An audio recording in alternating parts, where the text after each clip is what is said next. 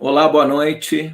Tema restrito a esse que nós divulgamos, Chico Xavier, Cartas Consoladoras. Vamos estar aqui com Orlando Noronha e com o Guilherme Velho. O Orlando conheceu o Chico, trajetória dele, é um médium bastante conhecido, um orador, autor, e faz um trabalho extraordinário no Brasil. Que Deus abençoe todos nós, possamos ter um hangout de elevadíssimo nível. Guilherme, mais uma vez conosco aqui na sala. Obrigado, querido, mais uma vez. Guilherme Velho, pesquisador, orador, autor, conhecido no Brasil e no exterior. Obrigado por mais uma vez estar aqui conosco. Ô, meu querido irmão, eu que agradeço o carinho e a atenção. Um abraço para você e para todos que estão aqui participando desse live essa noite. E agora, Orlando Noronha, primeira vez no nosso canal, grande satisfação, obrigado, bem-vindo aqui ao nosso canal, que nós possamos ter uma noite bastante proveitosa de elevada espiritualidade. Boa noite, Alcione, Guilherme, é uma alegria estar participando junto com vocês aqui. Boa noite a todos que estão conectados conosco. Olha, a gente vai falar aí de um dos trabalhos mais importantes, eu acredito, no mundo da espiritualidade, né? Que é o trabalho das cartas consoladoras. Nós estamos aí com as grandes revelações que a doutrina de Kardec nos traz, rompem paradigmas, lançam o mundo em horizontes de possibilidades extraordinárias. E de todos os temas da nossa existência, a morte é a fronteira mais difícil de ser compreendida, aceita e entendida. Então, é um trabalho sério, de elevado conhecimento. Vamos manter as vibrações do chat, da sala, as discussões nesse nível. Orlando, como é que você se descobriu médium, iniciou essa sua jornada, para que as pessoas que a maioria te conhece, mas quem não te conhece, entender um pouquinho do teu trabalho? Então, desde quando eu era criança, era natural eu perceber o mundo espiritual. Para mim era muito natural, né? Evidentemente que eu não detinha aquele conhecimento em razão da idade, mas meus pais, que eram espíritas, eles compreendiam todo esse processo que ocorria comigo, e a partir desse processo fui avançando, e para mim sempre foi muito natural essas ocorrências, que é bom esclarecer que não era 24 horas do dia, não é? Elas ocorriam de forma esporádica, mas com bastante clareza para mim. Depois de uma determinada idade, quando eu comecei os estudos, iniciei a minha fase escolar, esses fenômenos diminuíram.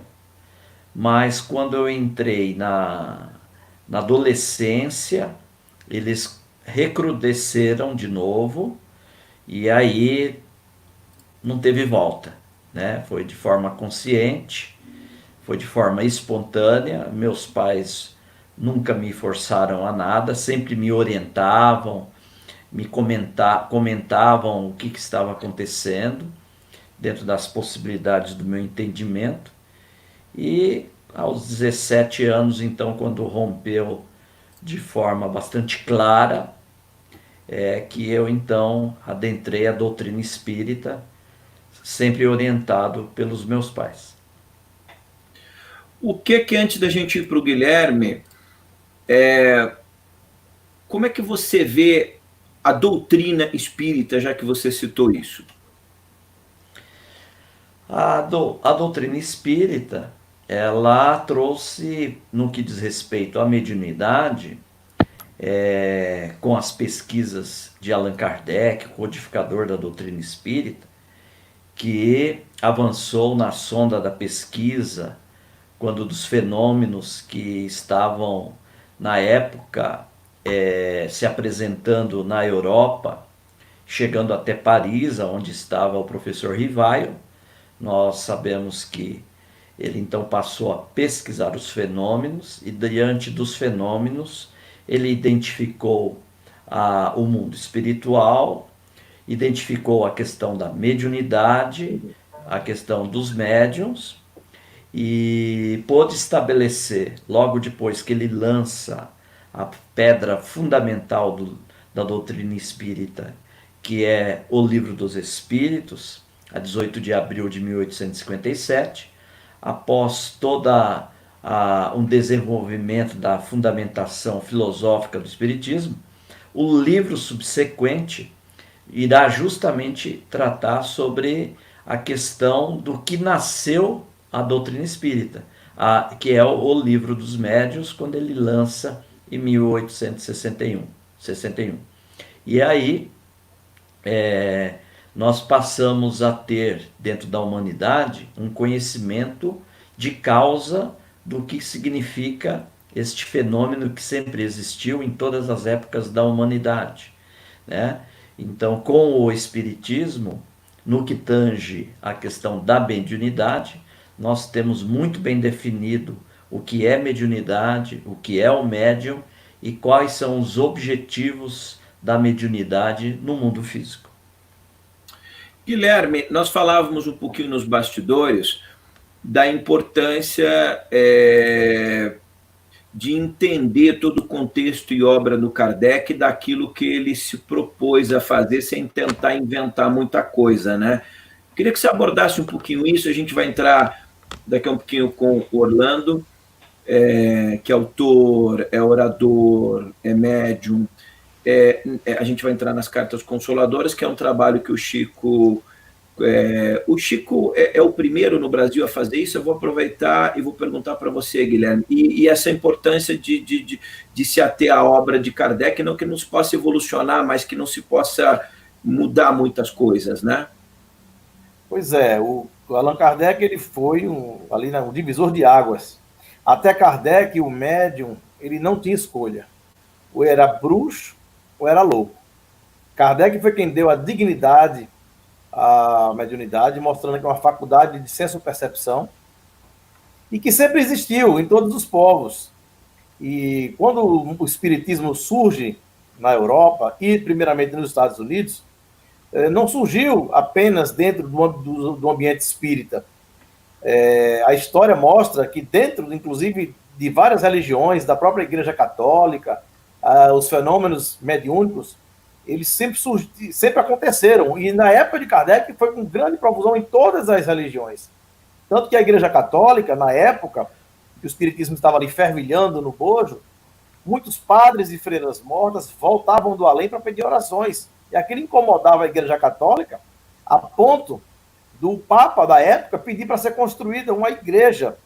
E nós, inclusive, fizemos um trabalho lá, o Clóvis Nunes também fez, que é a Igreja do Sagrado Coração do Sufrágio, que fica em Roma, próximo ao Vaticano ali, porque os padres estavam vindo do além pedindo orações, porque estavam sofrendo. E aí ficou uma situação muito desagradável para a igreja, porque o indivíduo passa a vida toda no celibato. E aí morre. Quando volta do além, volta para pedir orações, então ele não podia estar no céu, tinha que estar no inferno, né? Então ficou uma situação desagradável. A igreja resolve, então, dar ênfase à ideia do purgatório, que já existia. Nossos irmãos evangélicos não aceitam o purgatório.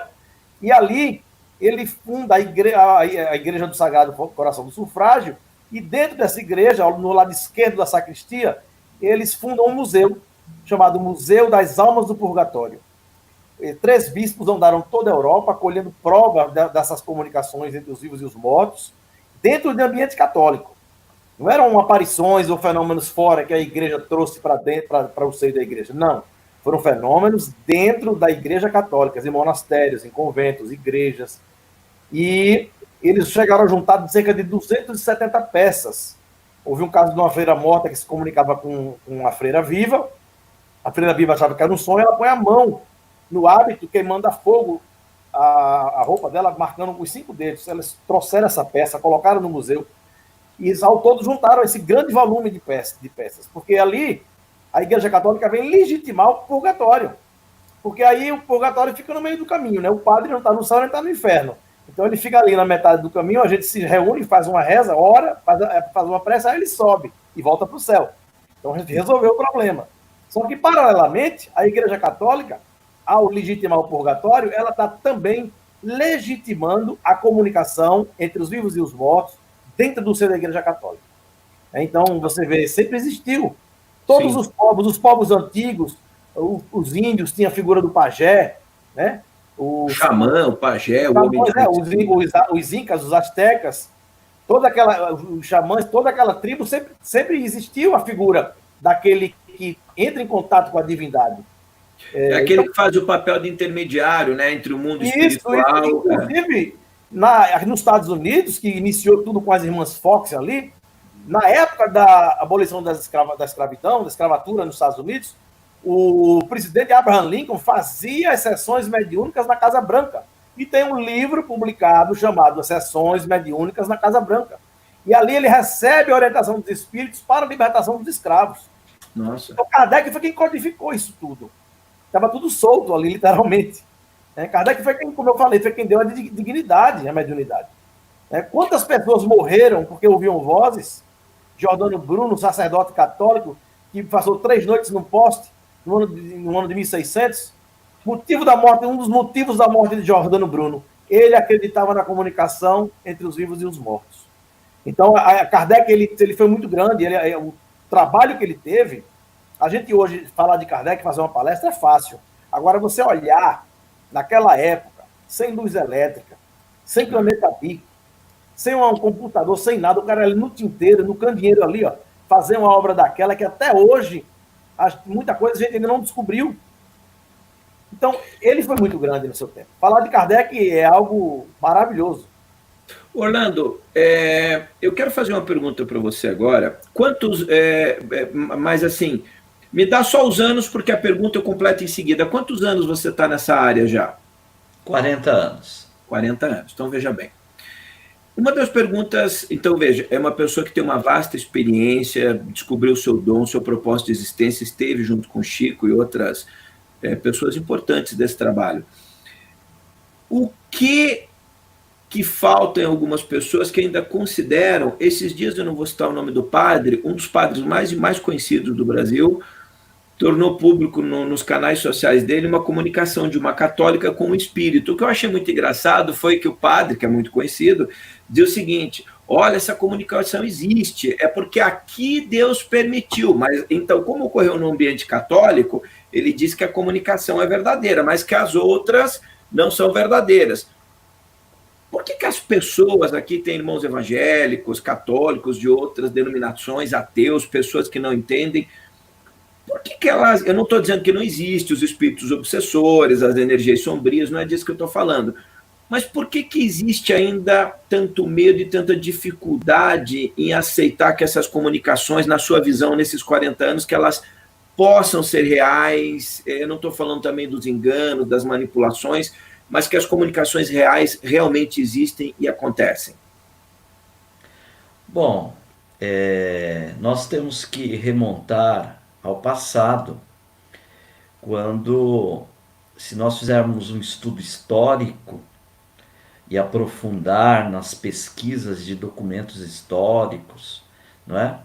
Nós vamos compreender que a comunicação com os espíritos, tanto quanto o princípio da reencarnação, eram bases fundamentais do cristianismo primitivo.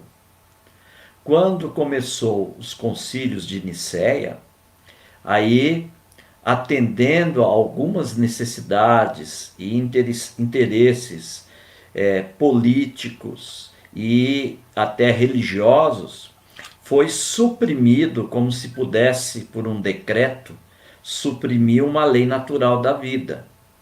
Então, o princípio da comunicação com os espíritos, que era individualizado, a ponto de João, um dos apóstolos, dizer: não creais em todos os espíritos, mas provai se todos os espíritos são de Deus. Veja que ele individualiza as comunicações e não traz dentro de um escopo mais genérico, por exemplo, com o devido respeito que nós temos a todos os nossos irmãos católicos, evangélicos, do cristianismo, e aí consagrou-se como sendo algo do Espírito Santo, não é? É uma definição que os nossos irmãos têm, a qual nós respeitamos com muito carinho, com muito amor, mas o apóstolo João individualiza, está lá no texto do Evangelho, procurem lá. Ele diz: amados, não creais em todos os espíritos, mas provai se os espíritos são de Deus. Em Atos dos Apóstolos, eu vou chegar na tua resposta. Sim. Nos Atos dos Apóstolos, Paulo, quando ele estava em viagem para levar a boa nova à gentilidade, como vaso escolhido de Jesus, à porta de Damasco, quando Jesus se apresenta ao nosso apóstolo Paulo, trazendo para nós também uma comunicabilidade entre os dois planos da vida, ele está lá em Atos dos Apóstolos. Depois eu posso passar para você, Alcione, os textos, em que parte que está dos textos, porque eu não tenho o hábito de decorar capítulo e tal, versículo tal, mas eu posso passar para vocês, né? Nas minhas palestras está lá bem especificado.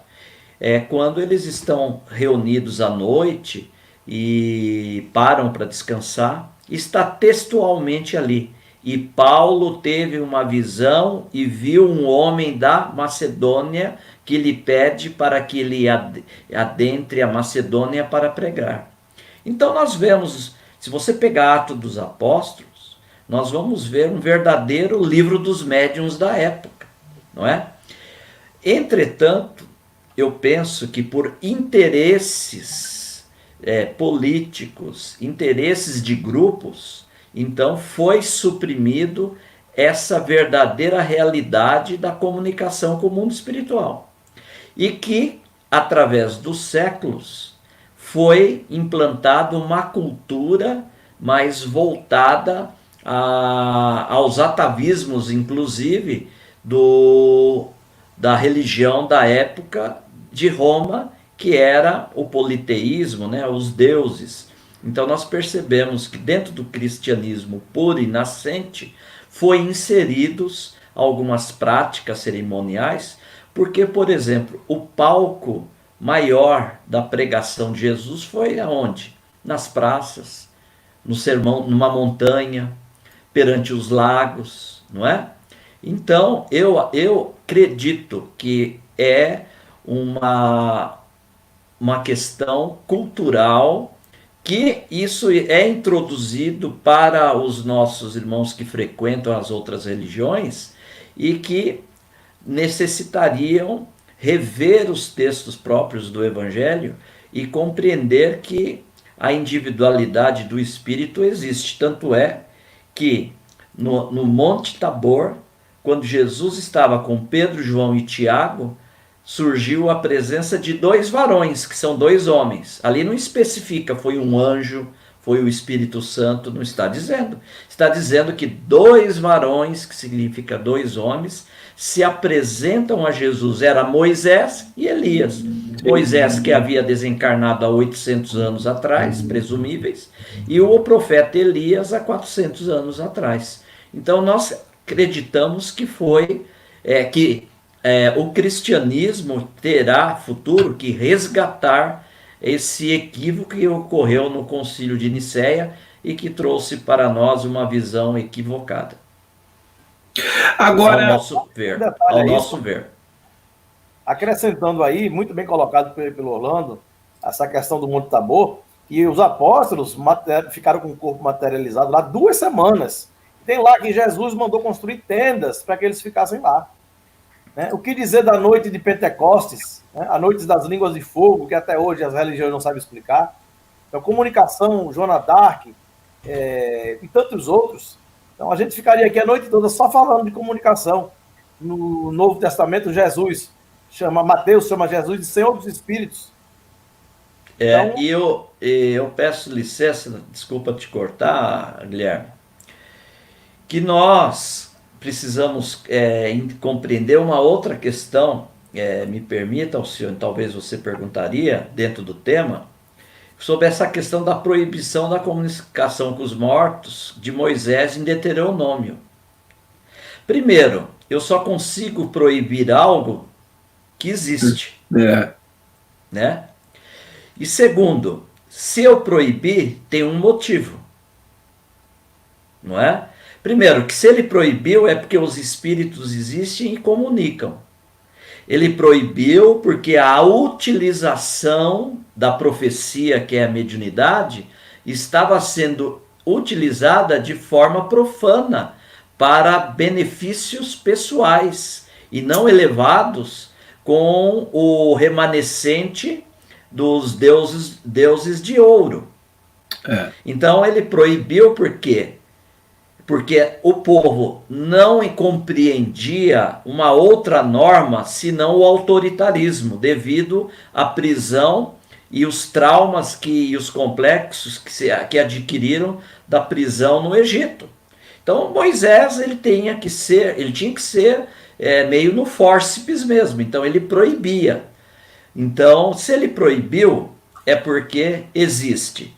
E depois ele irá narrar futuramente, quando eles estão lá na tenda, e quando chega um dos anciões lá dele, diz que estavam fazendo a profecia lá na tenda. E Moisés corrobora que a pessoa não deveria pensar em ciúmes que deveria estar acontecendo, mas que deixasse eles na tenda fazer a profecia com os espíritos. Ou seja, ele mesmo, na mesma sequência, corrobora, depois no Monte Tabor, ele vindo mesmo, trazendo para nós a comunicabilidade com o mundo dos espíritos. Está lá, não estamos aqui, por mais que eu seja espírita, o Guilherme é espírita, nós não estamos jogando para o nosso lado, está lá nos textos bíblicos. Tem a passagem quando o rei Saul morre, né?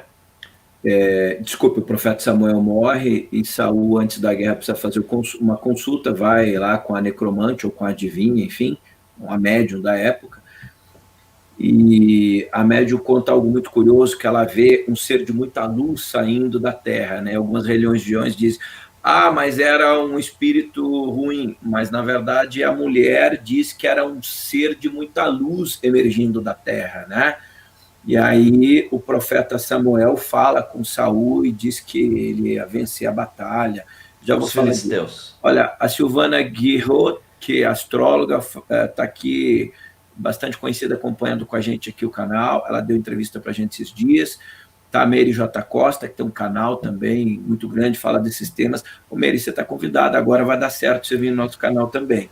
Muita gente acompanhando, os membros do nosso canal. Normalmente eu começo a live mais tarde, né? Então parte do público às vezes nem imagina que nós estamos aqui. Mas com o inverno eu já quero avisar todo mundo que de Curitiba não dá para fazer live 10h30 da noite, 11, fica bastante complicado. Boa noite a todo mundo, aos nossos moderadores. Estamos aqui com o Guilherme Velho e o Orlando Noronha, que é orador, autor, médium, e acompanhou muito o trabalho de Chico. Como é que você conhecia o Chico Xavier, Orlando? Como eu, dando sequência, né? A partir do momento que, aos 17 anos, eu realmente assumi a atividade na doutrina espírita, né? Procurando estudar as obras básicas da doutrina espírita, que é de Allan Kardec, né? O codificador da doutrina espírita, eu fui me inteirando a respeito do movimento espírita e fui conhecendo através de meus pais a respeito de Chico Amor Xavier, Francisco Cândido Xavier. Então, me pairava muitas dúvidas no que tange a questão da mediunidade. Porque de início eu travei as atividades no campo da cura, né, espiritual. Que é importante frisar, Allan Kardec define esse tipo de mediunidade em Livro dos Médiuns e também trata com segurança na obra A Gênese, sobre a questão da mediunidade de cura, dentro dos padrões orientativos da doutrina espírita, dentro desse modelo ético, junto aos padrões morais de Jesus.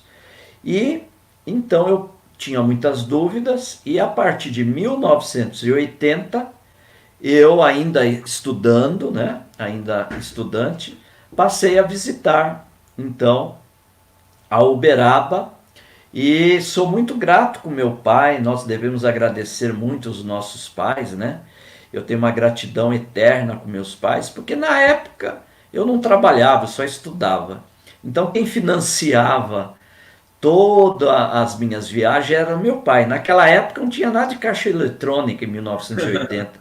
Então ele fazia um cheque do Banespa. Quem é de São Paulo sabe do Banco Banespa do Estado. E então ele fazia aquele cheque para mim, eu ia no banco descontar no caixa.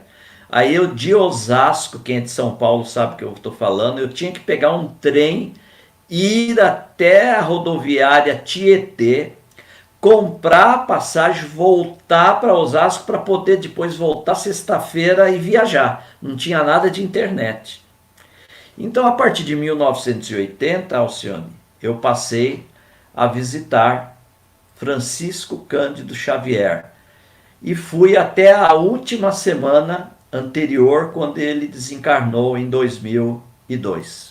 A partir de aí, então, eu comecei a ter contato com ele no Grupo Espírita da Prece, a Sombra do Abacateiro, onde ele fazia o trabalho social junto a um bairro muito carente.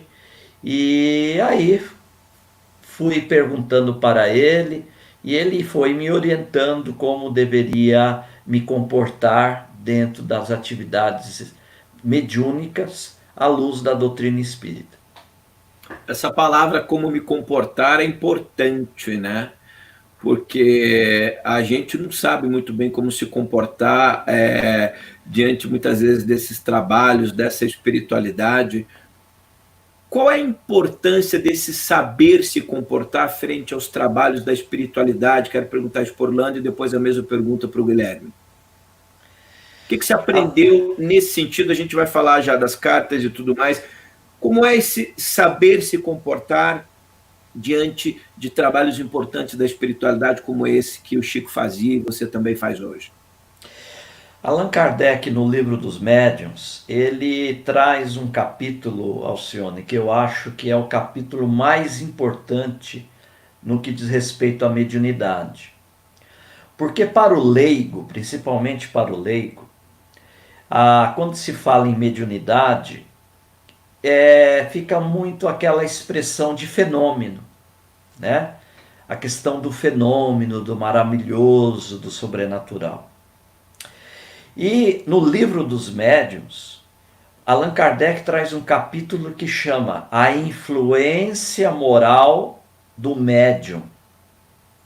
Porque quando ele fez a pesquisa do intercâmbio entre os dois planos da vida, ele compreendeu que no mundo espiritual existe uma classe de espíritos. Essa classe de espíritos, primeiro ele entendeu que no mundo espiritual, os espíritos nada mais eram do que os próprios homens, entretanto, desvestidos da indumentária física. E compreendeu que existia espíritos que tinham sabedoria e outros que tinham ignorância. Tanto é que no Livro dos Espíritos ele irá fazer a classificação dos espíritos. Então nós temos os espíritos sábios, mas sem moralidade. Nós temos os espíritos com moralidade, mas sem sabedoria. Mas nós temos os espíritos que têm sabedoria e moralidade numa asa equilibradora, que é o ponto que nós devemos atingir. Então ele pôde observar que aqueles médiuns que detinham o fenômeno, que estavam envolvidos por obsessões ou por mensagens de espíritos que mistificavam, ele foi ao ponto e compreendeu que aqueles médiuns não tinham uma conduta moral adequada Então ele percebeu que aqueles que possuem o fenômeno, ou a mediunidade, que é inerente ao ser humano, mas que tinham uma vida não equilibrada, se associava a esses tipos de espíritos que ainda permeiam o mundo físico. E os médiuns, não santos, não perfeitos, mas que se esforçavam para ser pessoas no bem, fazendo o bem e utilizando a tarefa da mediunidade para a humanidade, ele compreendeu que esses medianeiros estavam envolvidos por espíritos sérios dessa moralidade e de inteligência, e eram capazes então de ser intermediários de mensagens edificadoras. Então, quando o Chico trazia para mim as formas comportamentais do médium, era para que eu primeiro me esforçasse para ser a pessoa melhor e assim me sintonizar com os planos melhores. E também me colocar na condição de apenas um servidor, de apenas um intermediário, e não alguém melhor do que ninguém e ninguém com privilégio, e me sentir na condição de um servidor de todos. Então, esses comportamentos dentro da doutrina espírita nos traz o equilíbrio e a disciplina para servir com equilíbrio e fornecendo o melhor possível da espiritualidade para a humanidade. Pois é, muito bom aí essa fala do Orlando. Ele falou o que eu justamente já ia dizer, mas eu vou completar aí então. Kardec, na Revista Espírita, ele relata que ele combateu muito os médiuns que viviam da mediunidade e ganhavam dinheiro com a mediunidade. Kardec combateu muito isso, né? E o que a gente vê isso hoje aqui é os médiuns sérios têm sua profissão, têm seu trabalho e se dedicam à mediunidade nas horas livres, assim como o Chico fazia. Eu sempre falo nas minhas palestras que tanto o Orlando como o Alaô e o Newton, que estão no meu segundo livro, eles têm essa característica aí de ter sua vida profissional bem definida, e nas horas vagas se dedicam a trabalho mediúnico voluntário. Tanto que o Orlando, nos livros do Orlando, ele costuma vender nas palestras, nos eventos, e ele, com o lucro do livro, ele deposita na conta da instituição. Inclusive, ele costumava bater uma foto e mandava para mim, para eu ter certeza que ele estava depositando dinheiro. Não precisa mandar, não. A sua consciência é quem vai julgar. Então ele tem, os médios sérios têm essa característica. A gente já notou isso, né? E, muito embora a gente conheça muita gente que, né, vive aí de venda de livros, não quer dizer que ele não seja médium, né? Tem gente que tem mediunidade, é médium, mas ganha dinheiro com essa mediunidade. Isso a gente não deve aceitar, porque foi a orientação de Kardec, né? Então, nós que seguimos Kardec, temos que ter esse discernimento. Isso não só na psicografia, isso vale para todas as práticas mediúnicas, cura, pintura mediúnica, tudo isso aí. Esse foi o exemplo maior de Chico, né? Sim. Aliás, eu vou perguntar isso. Chico costumava dizer que durante o dia, Orlando pode ter mais autoridade para falar, ele dizia que durante o dia ganhava o pão do corpo e à noite ganhava o pão da alma. Eu vou pedir para o Orlando falar isso, mas eu anotei até a caneta aqui. Eu acho que tem muito a ver isso que o Orlando falou, sabedoria e moralidade, com uma coisa que eu tenho dito aqui. Eu tenho dito às vezes para as pessoas, até antes de prestar atenção na mensagem, procurar saber quem é o mensageiro. Porque se o mensageiro tem uma vida de sabedoria e moralidade, a mensagem que ele traz é uma mensagem de responsabilidade, e porque ele tem um compromisso com aquilo que ele fala e acredita. Agora, às vezes eu vejo muitas pessoas passando mensagens que até talvez passam a impressão de serem de conhecimento elevado, mas que não têm uma vida de sabedoria, ou principalmente de valores morais elevados, como o Guilherme falou.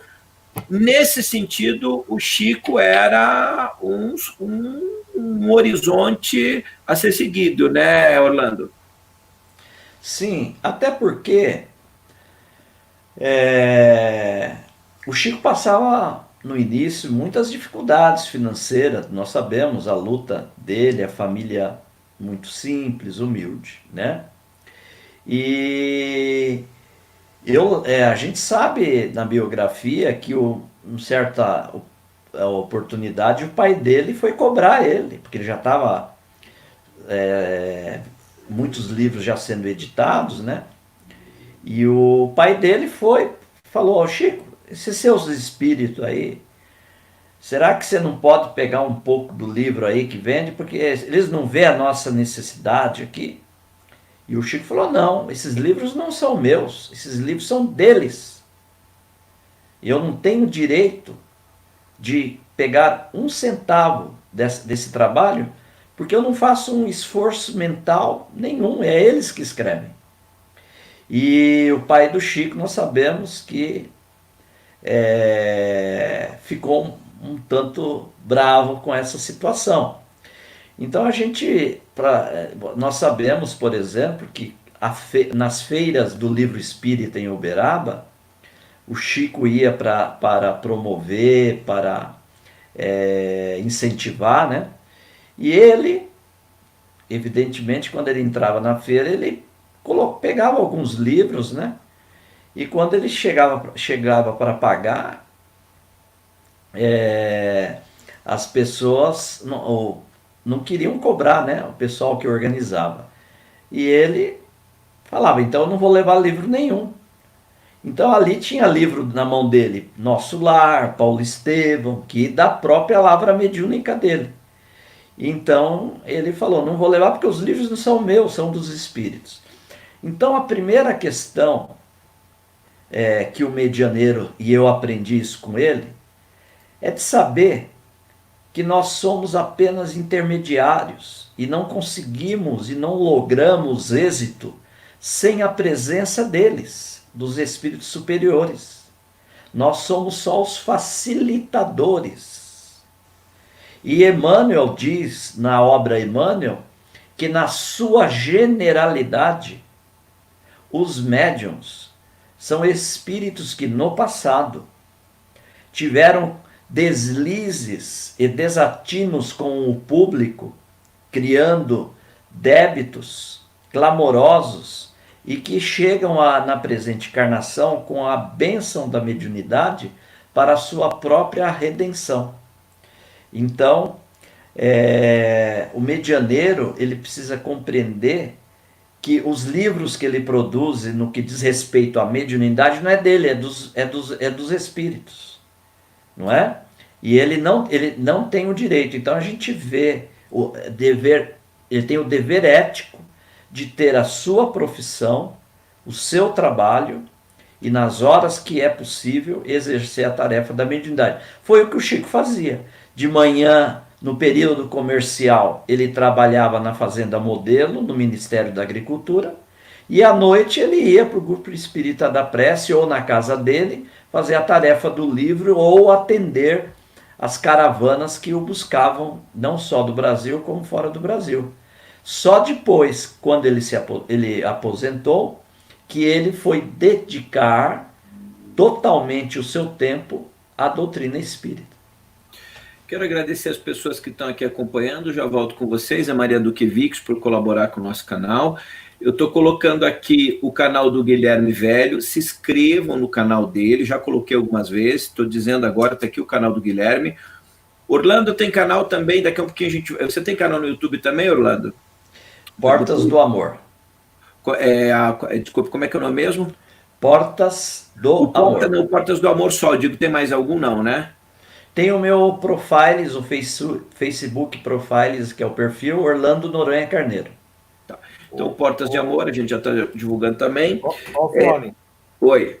Só um aviso, no meu canal, as pessoas que estão aqui assistindo vão poder encontrar a visita que nós fizemos no Museu das Almas do Purgatório, próximo ao Vaticano. Lá tem toda a história, nós entramos com a câmera escondida, filmamos lá todo o museu, inclusive as peças que comprovam a comunicação entre os vivos e os mortos dentro do centro da Igreja Católica. Vocês entrarem lá no meu canal, Guilherme Velho, vocês vão encontrar lá o Museu das Almas do Purgatório. Maravilha. Também quero aproveitar e dizer para as pessoas, participe dos nossos estudos, está aqui o link como membro do nosso canal. É importante essa construção de nós falarmos de conhecimentos. Eu há muitos anos falando disso, né, dizendo para as pessoas que o mundo pode ser ruim, mas nós podemos escolher. O mundo pode estar tempestuoso, pode ter pandemia, mas nós podemos escolher fazer parte de ilhas luminosas, né? Por isso a gente tem no nosso site principal a teia do conhecimento, né? Ou seja, a foto que melhor resume o universo, que os astrofísicos tiraram há alguns anos, é como o universo fosse uma grande teia, estamos todos conectados. Ainda que partes dessa teia sejam sombrias, nós podemos escolher estar do lado da teia que é luz, que é luminosa, né? Orlando, essa parte do trabalho do Chico durante o dia, então tá aí, eu já deixei o link também, quem quiser virar membro do nosso canal, estou divulgando aqui também mesmo quando as pessoas falam o canal de todo mundo, do Guilherme e do Orlando. Essa parte dele durante o dia, atuar no mundo dos homens e à noite, fazer essa ponte na espiritualidade, como é que se iniciou esse trabalho das cartas consoladoras? Como é que você vê a importância desse trabalho, aí entrando no teu trabalho especificamente das cartas consoladoras? Eu tenho inclusive uma palestra, eu já até fiz aí em Recife, que é as 4 fases da a tarefa missionária de Chico Xavier. Então a primeira fase dele foi a fase da revelação, né? Quando ele solta o livro Parnaso do Além Túmulo, 56 poetas que psicografaram no seu estilo, na sua métrica. Então foi um livro que chamou a atenção dos membros da Academia Brasileira de Letra, um deles Humberto de Campos. Né? E ali foi Monteiro Lobato também. Ali foi identificado a característica de cada poeta. Um jovem, o livro saiu em... Deixa eu só te interromper para não esquecer. Em relação a esse livro, O Parnaso de Além Túmulo, o apresentador Amaury Júnior, quando nós estivemos lá, ele falou que o pai dele era especialista em Augusto dos Anjos. E que eles levaram o material de Chico Xavier para o pai, do Amaury Júnior, e ele constatou que aquilo ali era Augusto dos Anjos. Certo. E ali é Augusto dos Anjos, João de Deus, Olavo Bilac, Casemiro Cunha, Castro Alves, Antero de Quental. Então, era uma Alta de Souza, né, do Rio Grande do Norte. E ali nós tivemos uma revelação, é como se fosse uma mesa girante, só que agora no livro. E chamou a atenção, inclusive, de Humberto de Campos, que identificou. E esse livro saiu em 1932. Chico tinha 22 anos.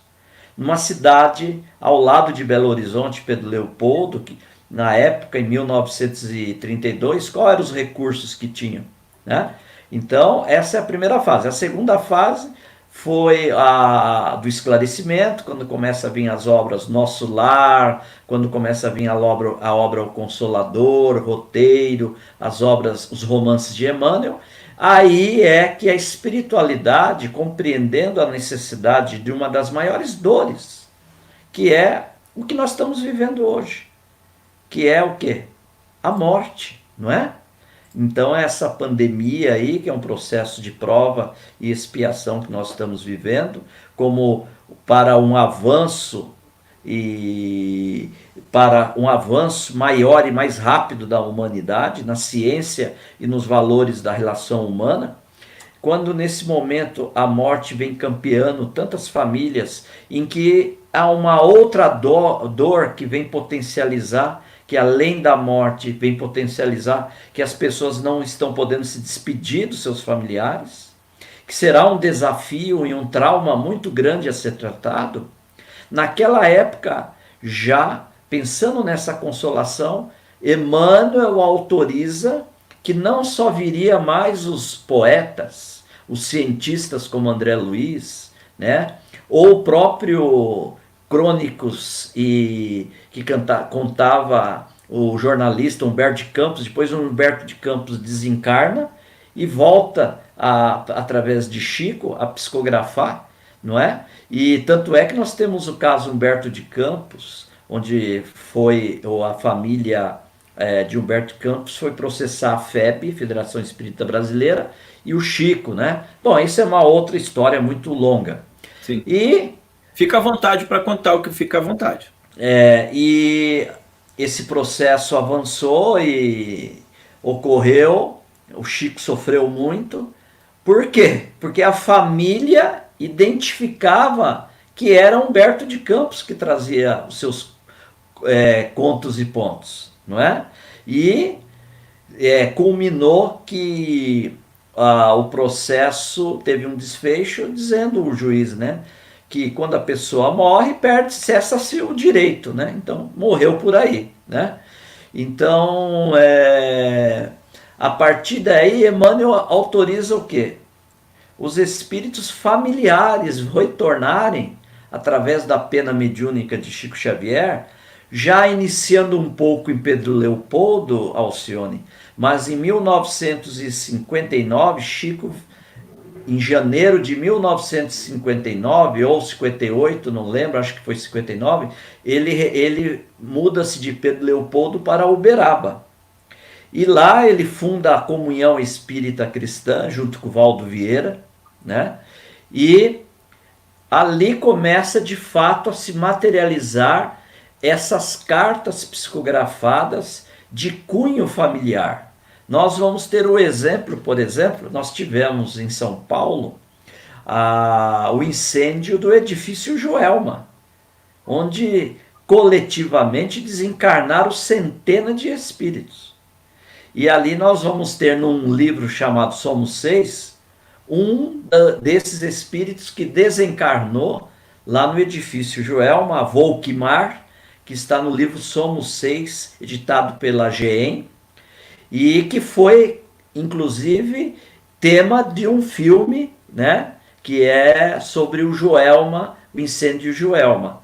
A partir daí, o Brasil e o mundo, eu digo o mundo, porque eu estive lá, tinha caravanas do exterior, porque Chico era médium de xenoglosia, que foi um termo cunhado por Richer, e que Allan Kardec denomina como mediunidade de médium poliglota, que psicografa mensagens em outras línguas do seu desconhecimento. Chico psicografou língua morta. Ele era um médium mecânico, né? Médium... depois tem que esclarecer, porque senão o pessoal vai entender que a profissão dele era mecânico. Depois se esclarece. Mecânico de alma. Mas ele era mecânico de alma. E aí... Na outra entrevista que a gente fez, eu expliquei a diferença. Vou fazer só um resumo, não vou adentrar muito, para a gente curtir mais do que o Orlando. Mas deixa eu terminar, senão eu perco meu raciocínio, Guilherme. Aí você termina isso daí, tá bom? E aí, para mim poder terminar a pergunta aí. A partir daí, Chico... Tá me ouvindo? Sim. E a partir de aí, então, o Chico, em 1975, vai para o Grupo Espírita da Prece, onde, então, a sexta-feira e no sábado, ele atende não só para as cartas familiares, como o Dr. Bezerra de Menezes psicografa as prescrições médicas de homeopatia. Então, era uma verdadeira festa espiritual de imortalidade da alma, onde as cartas vinham com a sua veracidade, com a própria individualidade do comunicante, confirmado pelos seus parentes, a ponto da AME, Associação Médica Espírita do Brasil, liderada pela saudosa doutora Marlene Nobre, irá lançar um livro maravilhoso que eu indico para os pesquisadores e para os não pesquisadores, que chama A Vida Triunfa, onde no final do livro tem toda um estudo científico catalogado por método e protocolo científico das mensagens, onde está lá toda as assinaturas, nomes, apelidos, informações, trejeitos, frases habituais do comunicante, enfim, que trazem a imortalidade da alma. Mas aproveitar aí o gancho, perguntar ao Orlando. Orlando, como se processava essas reuniões de psicografias? O Chico tinha contato com a pessoa que queria a carta? Chico tinha, ele dava a carta sem ter qualquer contato. Como é que funcionava isso? Eu acho que o telespectador com certeza ia querer fazer essa pergunta. Sim, o Chico começava a atender às 15 horas na sexta-feira. As senhas que haviam pegado eram pessoas que chegavam lá e pegavam a senha. Na época era 200, quando o Chico estava bem de saúde, era 200 fichas, depois foi diminuindo devido à sua saúde, né? E o Chico, eu presenciei nessas reuniões. Ele ficava com uma prancheta e ele atendia as pessoas. Então eram várias situações, não era só as cartas. Eram pessoas que estavam com depressão, pessoas que estavam com problema de saúde, ou alguém com problema de saúde, e pessoas que procuravam a carta. E ele anotava o nome ele perguntava o nome das pessoas, né? Qual era o nome do desencarnado, quando havia desencarnado, o nome da pessoa que estava solicitando, só que tinha um porém. Em determinado ponto ele parava com a pessoa ali do lado, e aí ele começava a falar nomes, quem é fulano de tal, quem é ciclano, e a pessoa confirmava, é meu avô, era um tio dele, era o tataravô. Então Chico também no sábado fazia o atendimento, porque ele fazia esse link que facilitava o contato, ou seja, não era para ele pegar informação, era para que nesse link facilitava-se o registro e ele captava a ambiência ao entorno dele e da pessoa que estava pedindo, e ali ele já começava então a perceber, no caso, o mundo espiritual que poderia se configurar numa carta ao final das atividades. Então Chico fazia o contato para poder fazer esse link e facilitar o intercâmbio com o mundo espiritual. Ele dava em média quantas cartas, Orlando, assim, numa reunião? 10, 7, 8. No sábado, normalmente, como o tempo era menor, era 4, era 5.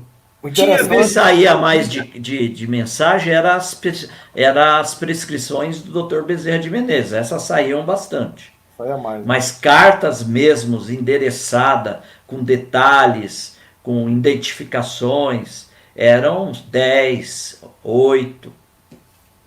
Guardando as devidas proporções. As cartas ou a situação que a pessoa não recebe a comunicação? Eu não entendi o início da pergunta.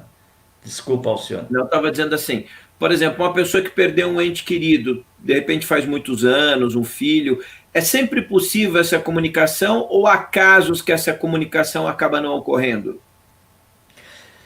A comunicação, primeiro nós precisamos entender, não existe uma tabela dizendo assim, olha, se tiver 2 anos no mundo espiritual, comunica. Se tiver 6 meses, 3 dias, 15 dias, não comunica. Tudo depende da evolução e da condição do espiritual de quem irá comunicar. Então, independe dessa quantidade de tempo no mundo espiritual. Outra coisa que precisamos esclarecer, as pessoas pensam que os espíritos reencarnam assim com facilidade. Né? Tem gente que chega e fala, o meu avô está há 20 anos lá, será que ele já reencarnou?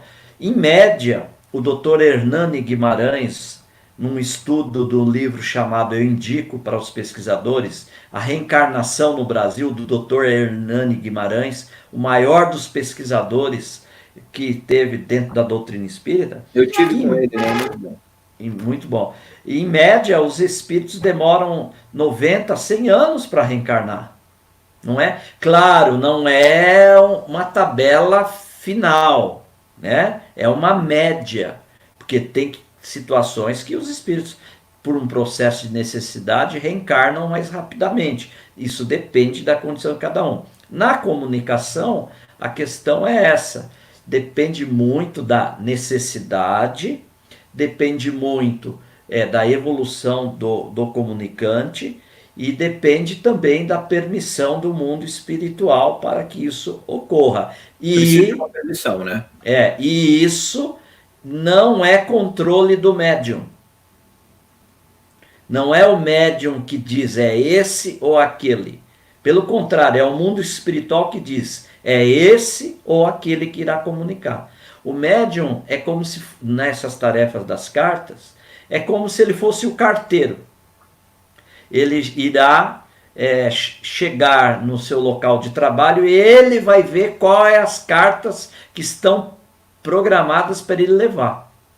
E não ele, o carteiro, dirá, eu quero essa carta para levar. Ah, interessante.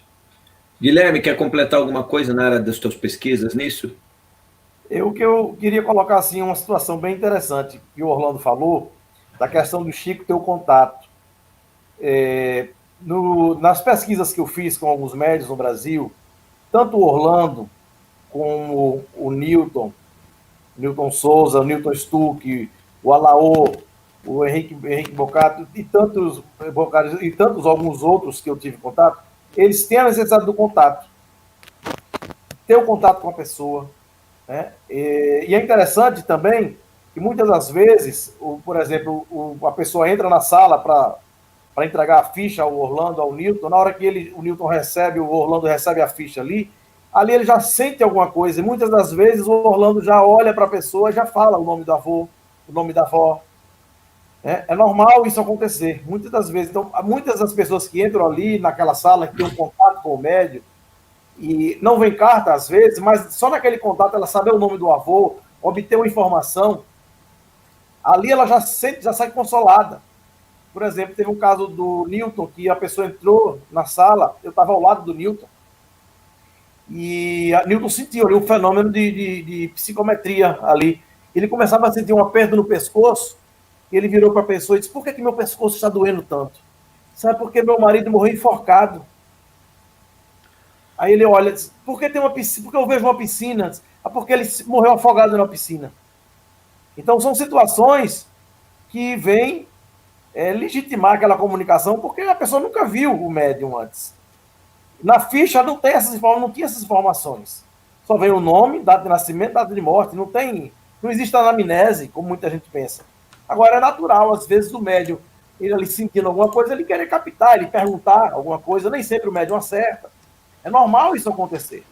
Então, muita gente não entende, diz, tudo que eu falei ali veio na carta. Não existe isso. Se o médium disser 3 coisas que vieram na carta, mas vieram 2 que o médium não falou, você não tem como negar que o médium conseguiu produzir informações que ele não sabia. Porque ele deu informações que a pessoa ele não teve acesso. Né? Então, é importante as pessoas saberem disso, porque as pessoas acham que o médium é uma máquina de Xerox, que você põe lá o papel, sai tudo certinho, bonitinho. Não é isso. Não é. O conteúdo de todas as mensagens, seja de psicografia, seja de qualquer tipo de comunicação, tem um conteúdo do médium também. Sempre vai um pouco, aí varia. Tem médium que tem um processo anímico ali pesado, que a mensagem ela vai com um conteúdo muito forte do médium, não do espírito.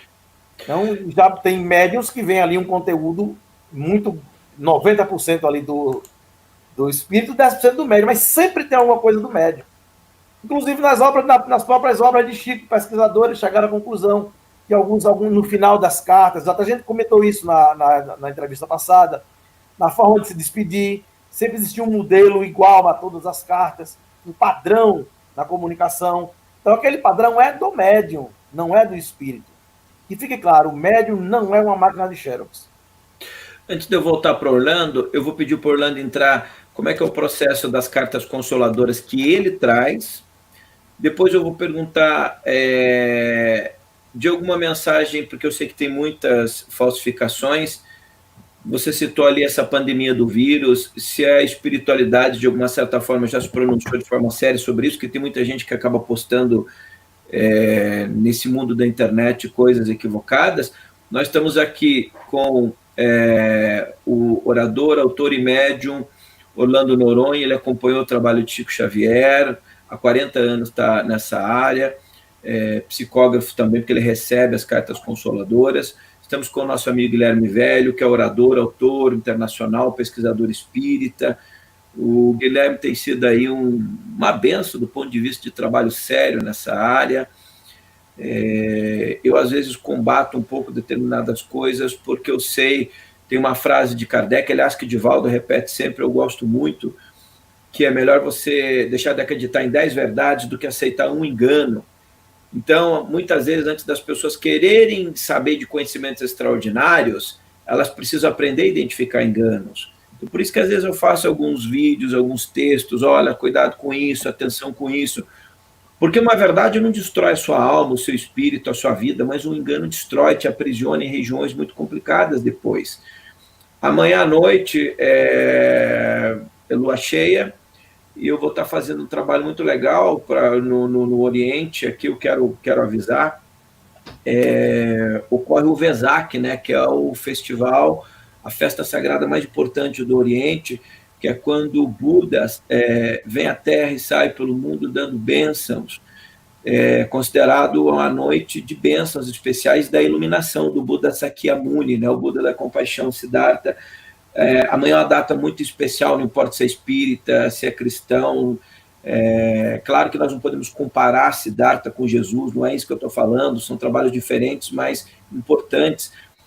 Mas é um dia especial, amanhã a gente vai fazer uma meditação bem legal aqui, por causa da lua cheia. Então, não é que tem a ver com a lua, é porque é uma cerimônia muito especial, assim, tá? Que a gente não vai fazer uma cerimônia, mas uma meditação. E o Guilherme tem trazido uns trabalhos em Hangout com a gente muito top. Está aqui o canal do Guilherme. Eu indico muito pouco o canal, quero indicar o canal do Guilherme aqui para vocês acompanharem. Vamos ver se esses teus seguidores chegam junto lá no canal, né? O do Orlando também, estou colocando aqui o canal do Orlando, tá?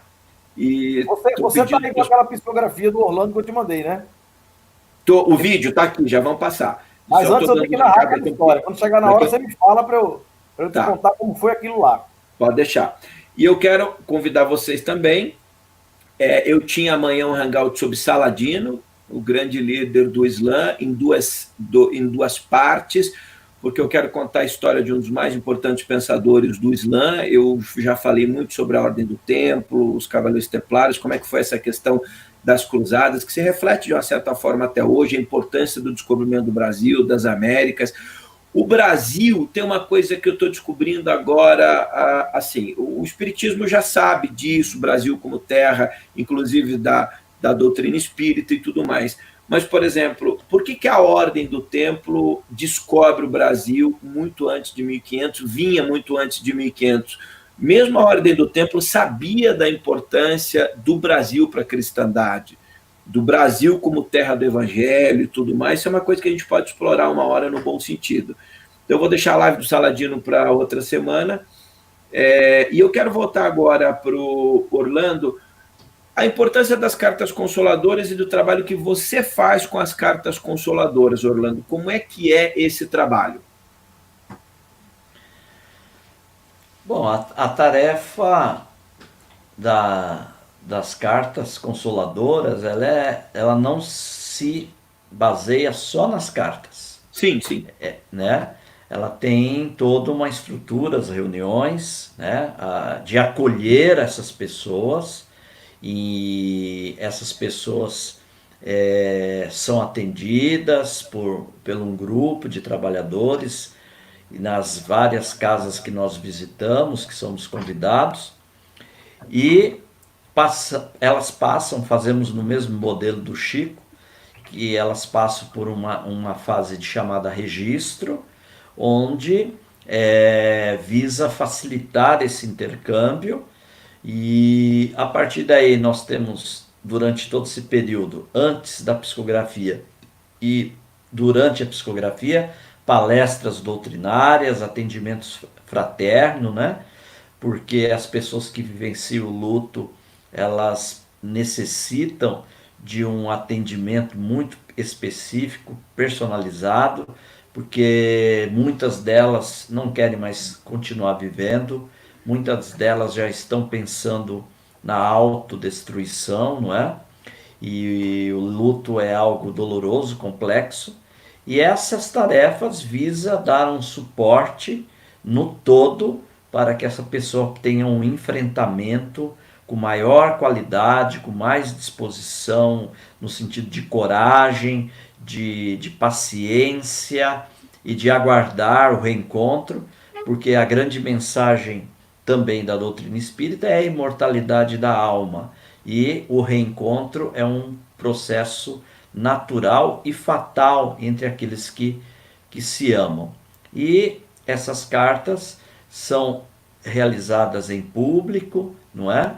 Diante do público, as leituras são feitas durante o público, elas são gravadas, no sentido de que os familiares que autorizam, nós gravamos e editamos no Portas do Amor, que é o canal, e é nesses, né, em síntese, né, de forma bem resumida, é que as reuniões se realizam sempre com a vertente e a orientação da doutrina espírita.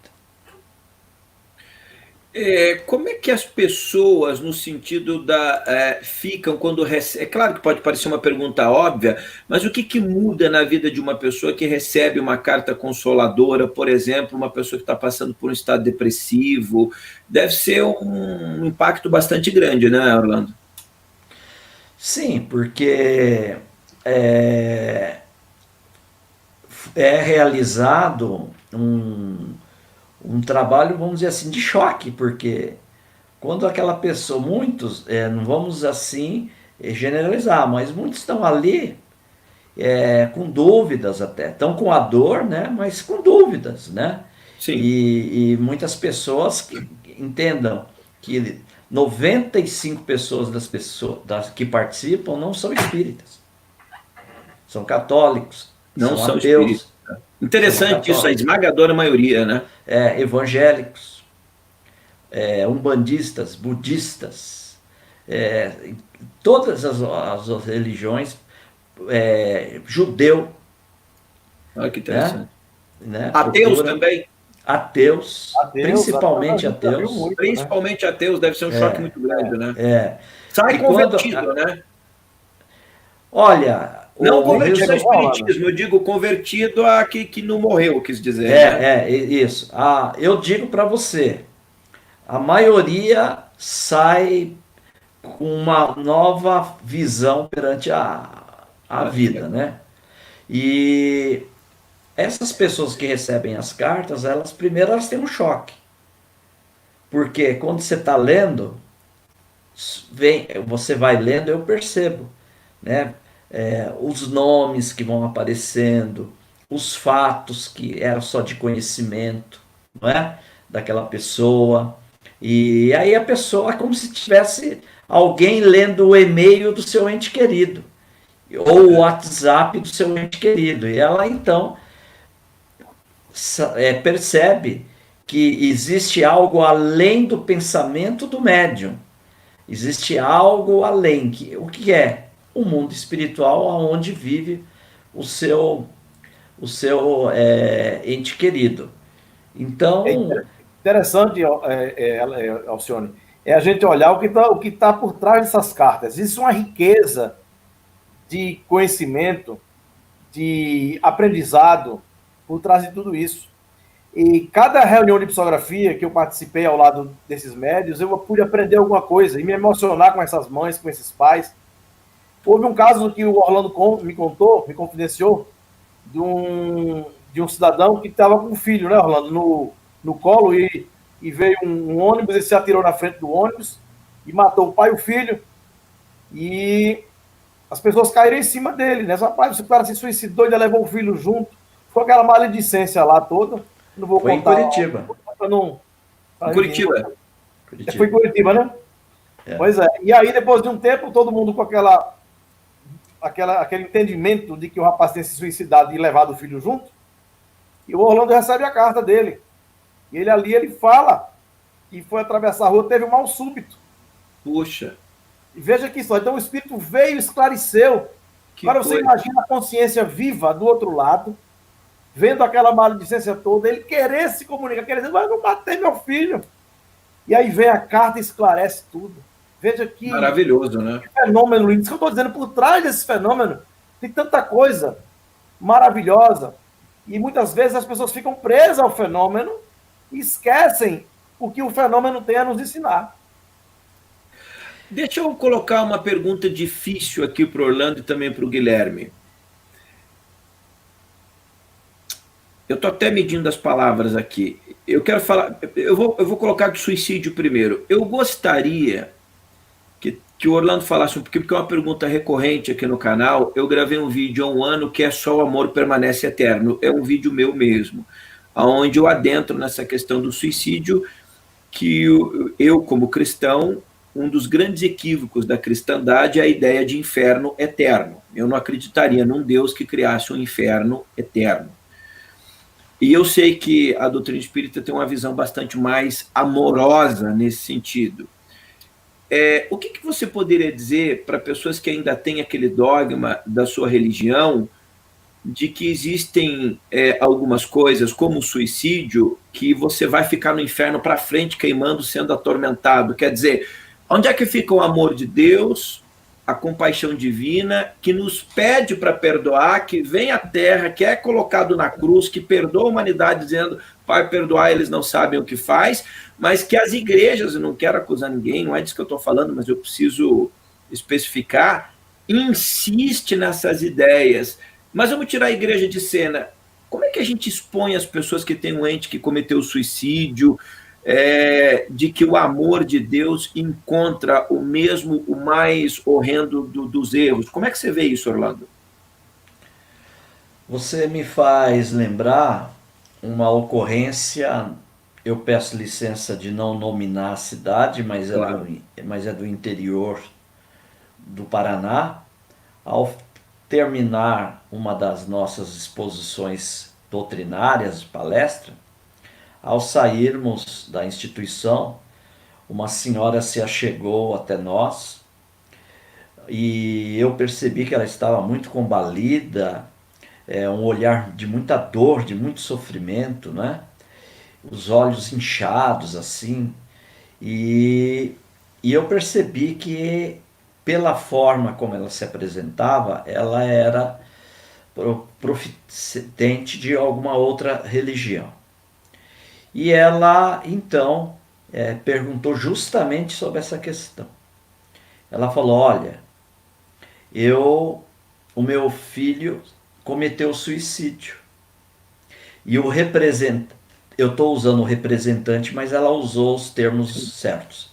O representante, porque nós não queremos ser indelicado com ninguém. Claro. O representante da religião que eu professo, aqui eu estou codificando, disse que é um pecado irremissível e que meu filho ficará sofrendo para a eternidade no inferno. E aí ela me disse assim, eu como mãe não posso aceitar esse Deus. Primeiro porque não foi o filho dele. Porque se fosse o filho dele, eu não sei se ele pensaria da mesma forma. Mas eu que estou vivendo na alma esse sentimento, eu não concordo com ele. Eu concordo com a religião que eu estou frequentando, que eu vivo.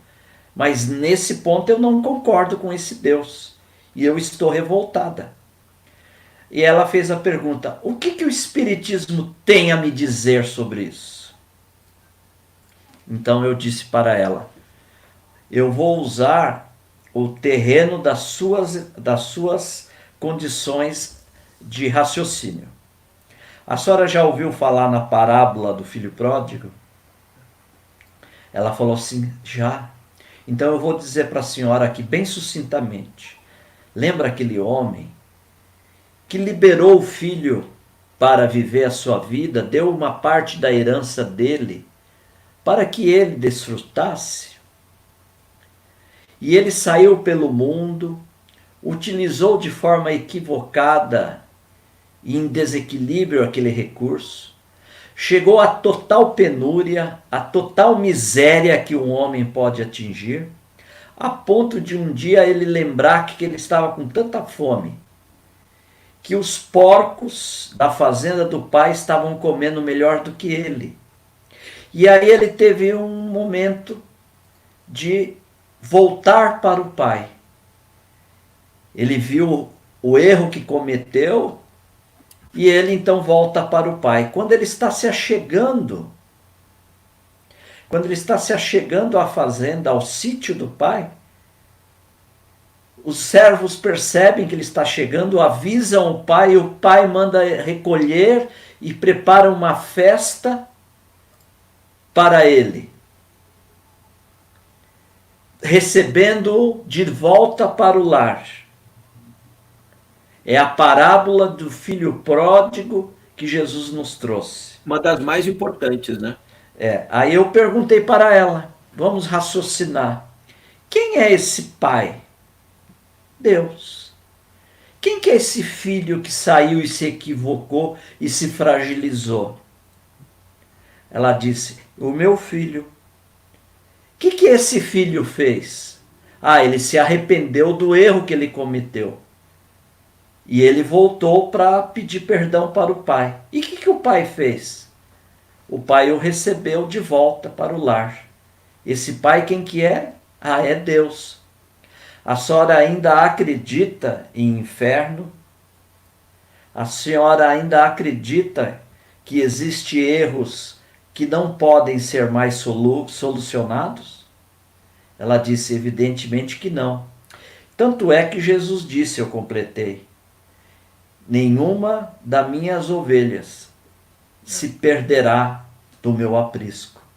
Portanto, com o devido respeito aos nossos irmãos das outras religiões, sem criar polêmica, sim, nós não podemos acreditar que Deus, que é a inteligência suprema, que criou essa beleza do universo, seria tão pobre de criar um canto chamado inferno e ser tão fraco a ponto de não ter condição de recuperar um dos seus filhos de volta à trilha do amor e do equilíbrio. Muito Antes bem, do Guilherme falar, belíssima palavra, Orlando, maravilhoso. Entendeu você que está acompanhando? Muita gente me manda mensagem. Até porque, Guilherme, se existisse um inferno eterno, ele teria mais gente que o próprio céu, né? Porque ao longo das vidas as pessoas de repente fazem alguma coisa e não se recuperam nunca mais, né? Que seria uma festa. O inferno se estaria colocado, né? Tem um caso que eu escutei há muito tempo atrás de uma senhora que ela tinha uma filha que se suicidou. E lá há mais de 30, 40 anos atrás, a Igreja Católica não permitia nem sepultamento em solo sagrado católico. Yeah. E aí ela foi falar com o Papa, ou melhor, com o padre, e o padre disse que não tinha indulgência, não tinha missa, nem solo sagrado. Ela disse, mas como é isso, seu padre? Eu que sou mãe, Deus não perdoa? O padre disse, não.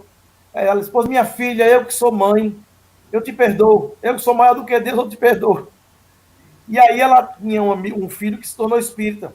E aí ela, quando o filho se tornou espírita, ela virou para ele e disse, meu filho, esse seu Deus perdoa? Ela virou para ele, para a mãe, e disse, mãe, meu Deus não perdoa. Meu Deus ama, porque o perdão pressupõe uma raiva. Meu Deus não tem raiva de sempre. Meu Deus não tem raiva nunca, só faz amar. Perfeito, perfeito. E nós lembramos aqui a mãe do Divaldo Pereira. Isso, é dela mesmo, exatamente. É isso que eu perguntei. Se você sabia. É o caso do filme do Divaldo, que ontem, aliás, fez aniversário, 93 anos, não é? E que beleza, mas Alcione, queria aproveitar para dizer que o suicídio, no que diz respeito à condição do espírito no mundo espiritual, existem atenuantes. Porque se Deus é justiça, Deus é misericórdia. Sim. Então existem os atenuantes.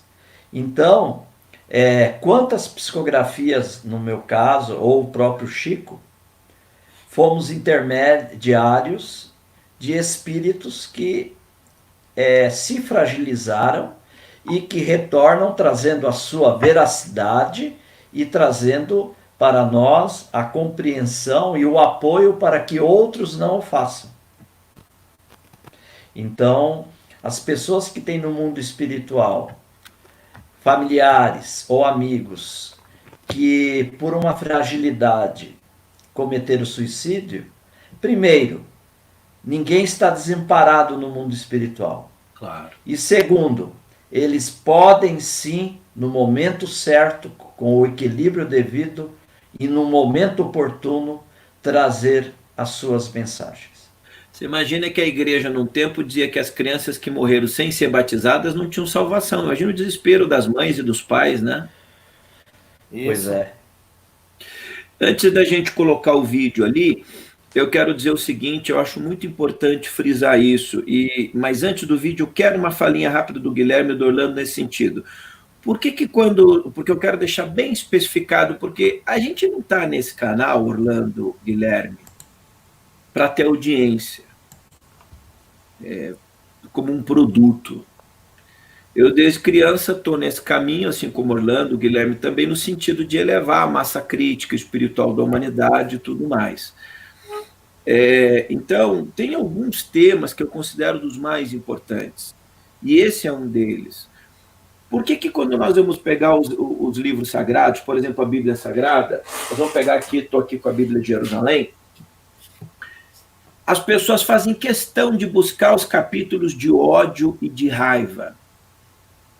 Ah, mas lá diz que é eterno, quer dizer, será que é a índole do ser humano que está mais conectado com ódio e raiva do que com amor? Porque Jesus perdoou a mulher adúltera, todo mundo, perdoou o ladrão na cruz, perdoou a humanidade. Imagine pecado maior, se existisse inferno eterno, do que aqueles que colocaram o próprio Cristo na cruz.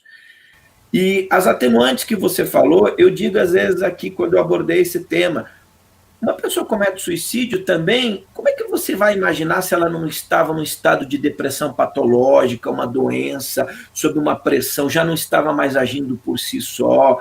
Processo obsessivo também, né?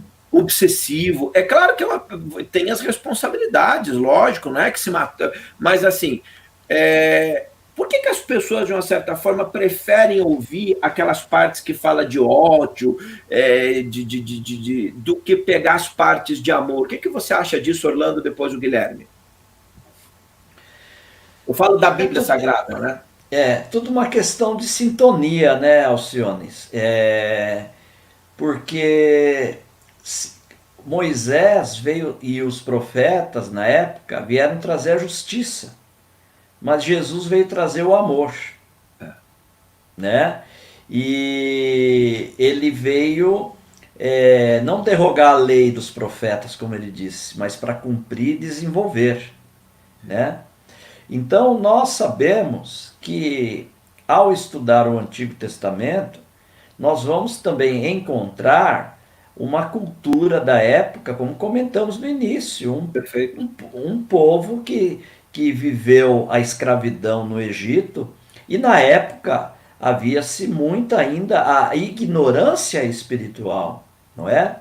Por isso que quando você vê algumas informações no Levítico, né, hoje, se você trazer para a atualidade, é inconcebível. Você chegou a ser absurdas, né? É absurdo. Por exemplo, tem um caso lá, depois disso que eu vou te passar, eu passo para o Guilherme, ele passa para você. Existe um item lá em Levítico que diz assim, que se um filho ofendeu e feriu o pai, ele tem que ser morto. Imaginei que você fosse falar isso. Então veja, nós precisamos entender que existe dentro da Bíblia coisas que são humanas e não espirituais. E que é factível de compreensão devido à nossa própria imperfeição, não é? Então, veja, nós falávamos, né? Se é para cumprir, quando se fala que não existe a comunicação com os espíritos, no Deuteronômio Moisés, então eu pergunto, então quantos pais que levam a letra vão ter que matar seus filhos?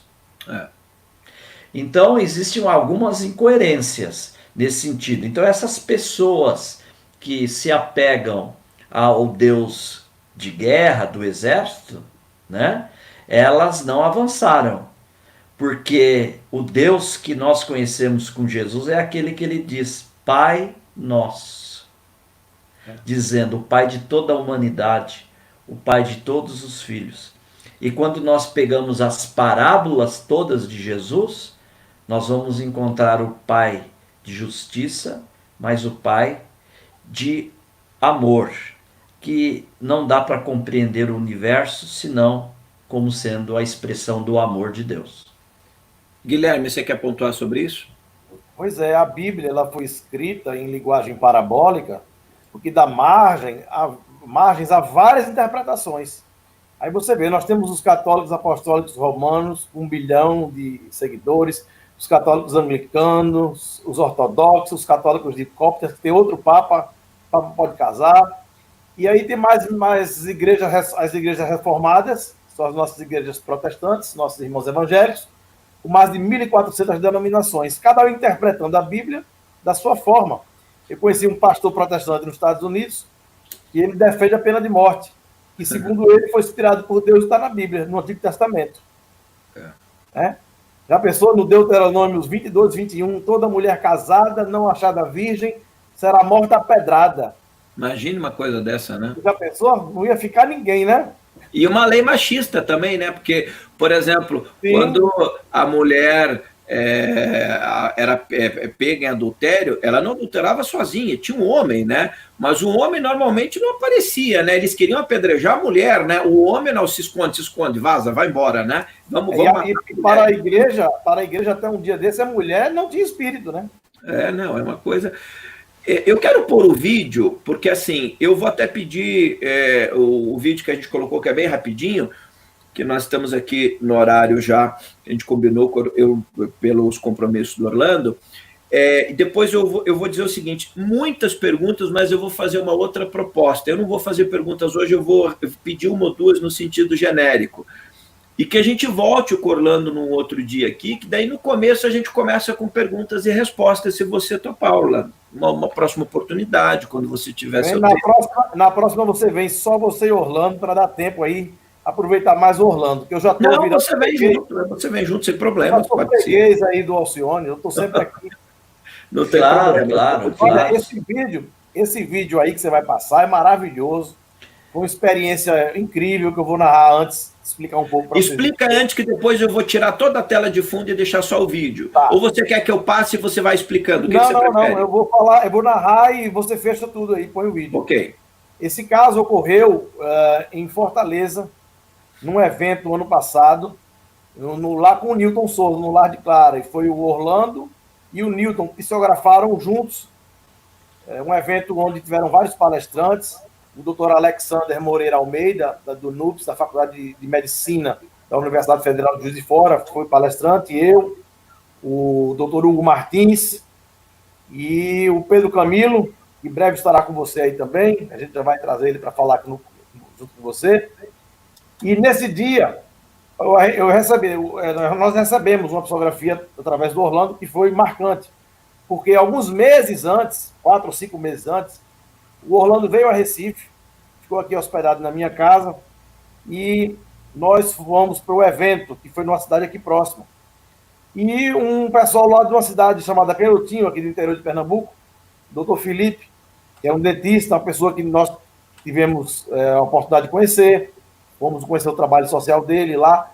Ele veio para esse evento, viajou 3 horas de carro, passamos o domingo todos juntos. No final, quando acabou o evento, ele veio de carro e durante a volta, à noite na estrada, um carro veio pela contramão, atravessou o canteiro e colidiu de frente com o carro dele. E vinha uma amiga nossa, a esposa, vinham 3, 4 pessoas. E o doutor Felipe veio a falecer no acidente. Eu acordei de madrugada com o telefonema. Então foi muito impactante.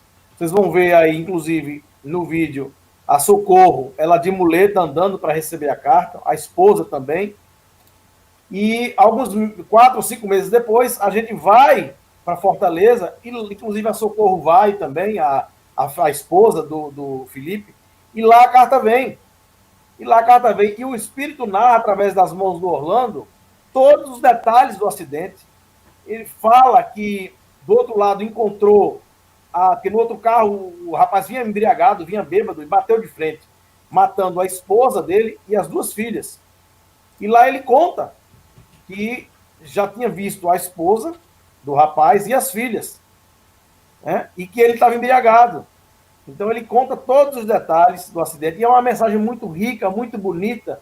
Se vocês pararem para observar o que ele conta a respeito da caridade, que ele sentia um alívio do outro lado, uma coisa boa, que aquilo ali eram as emanações daqueles espíritos que ele ajudou, porque ele tem um trabalho social incrível, maravilhoso, mesmo lá no interior de Pernambuco.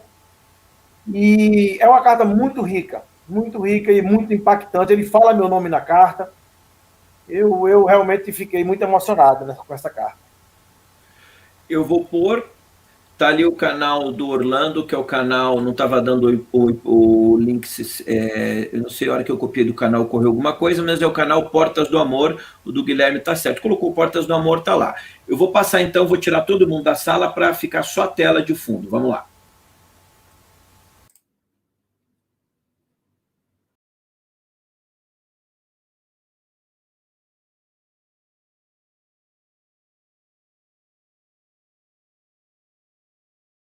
Felipe Manuel Barbosa Silva.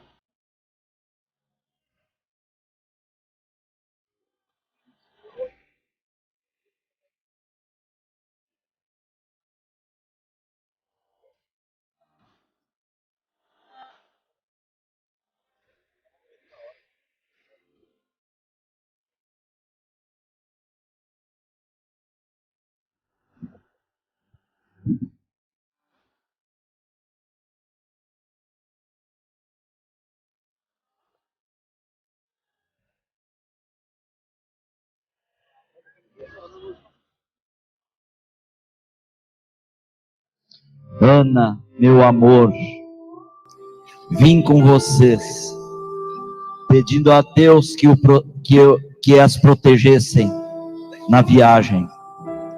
Farei o máximo nesta carta, porque preciso lutar com as lágrimas que me chegam com naturalidade.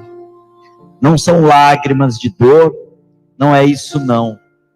É pela emoção deste momento em que posso lhes dizer que todo o impacto do acidente que nos pegou quando nós retornávamos da reunião no Ceará não me traz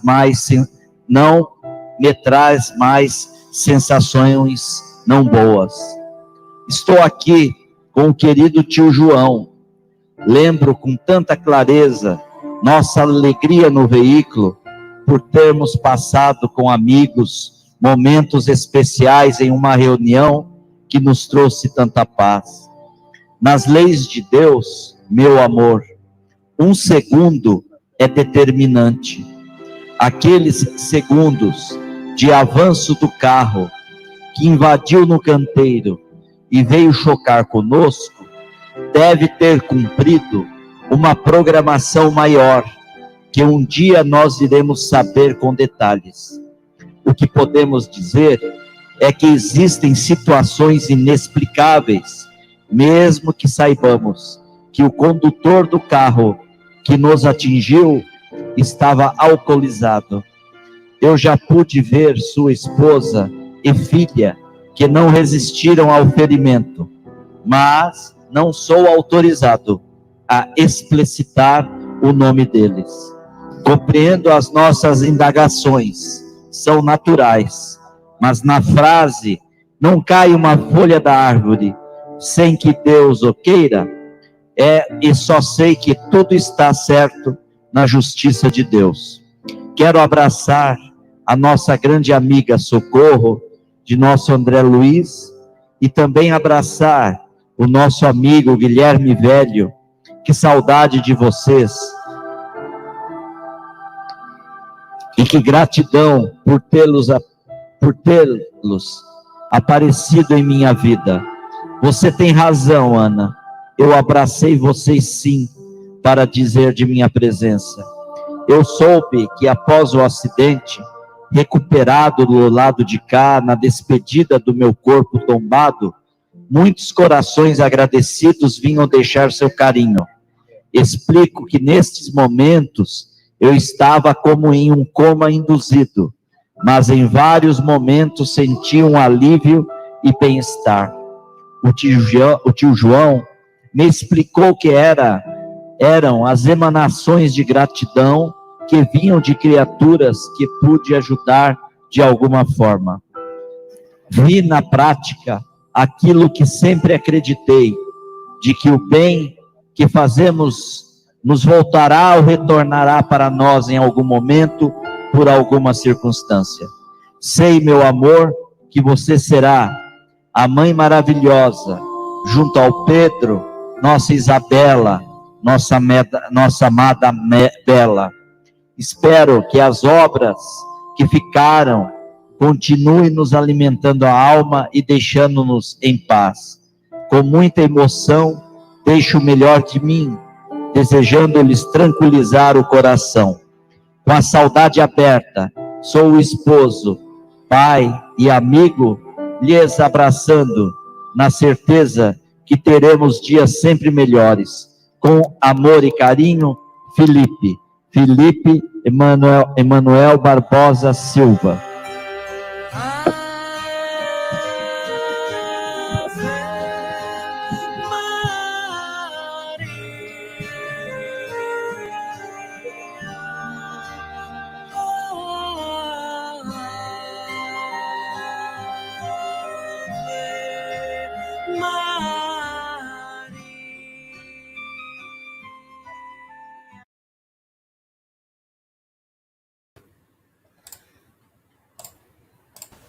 Pode falar, Guilherme. Muita emoção, né? Muita emoção.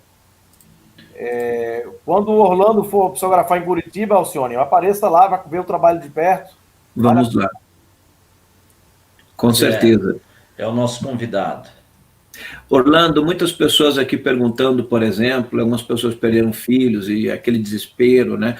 Ah, mas eu posso receber uma carta. Qual é a dica para todos, assim, que você daria para as pessoas que, de repente, querem, enfim, gente perguntando se você vai a outros estados, Santa Catarina. Fala um pouquinho disso agora para as pessoas.